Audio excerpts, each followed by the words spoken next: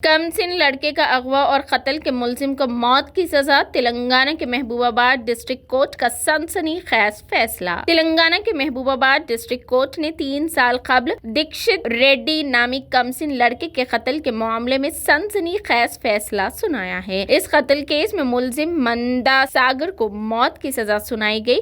दीक्षित रेड्डी के घर वालों ने अदालत के फैसले पर खुशी का इजहार किया। तफसीलात के मुताबिक वस्ता और रंजीत रेड्डी के बेटे 9 साला दीक्षित रेड्डी को अक्टूबर 2020 में महबूबाबाद जिला में कत्ल कर दिया गया था। पुलिस की तफ्तीश में ये बात सामने आई कि मंदा सागर नामी शख्स जो कि मुकामी तौर पर गाड़ी पंक्चर की दुकान चलाता है, इस कत्ल में मुलविस था। मुलजिम को गिरफ्तार करके वरंगल सेंट्रल जेल में रखा गया था। इस केस की तहकीकात मुकम्मल होने के बाद महबूबाबाद डिस्ट्रिक्ट कोर्ट ने आज सनसनीखेज फैसला सुनाया है। इसमें मुलजिम को सजाए मौत सुनाई गई है। 3 साल कबल मंदा सागर, जिसने अपने घर के सामने खेल रहे दीक्षित रेड्डी का अगवा किया था, बाद में मंदा सागर ने उसी रात दीक्षित रेड्डी के वालिद रंजीत रेड्डी को इंटरनेट के जरिए फोन किया और 45 लाख रुपए का मुतालिबा किया, वरना दीक्षित रेड्डी के कत्ल की धमकी दी। रंजीत रेड्डी की शिकायत पर पुलिस ने अगवा का मुकदमा दर्ज किया और पुलिस ने उसकी तलाश शुरू कर दी थी। ताहम मंदा सागर ने रकम न देने पर कैसमोधरम मंडल के अनारम गाँव के मजाफात में लड़के का कत्ल कर दिया और उस पर पेट्रोल छिड़क कर उसे आग लगा दी। 3 दिन बाद दीक्षित की नाश धनमाया गुट्टे से मिली थी। बाद अज़ां पुलिस ने मंदा सागर को गिरफ्तार करते हुए अदालती तहवील में दे दिया था। आज इस केस का फैसला सुनाया गया।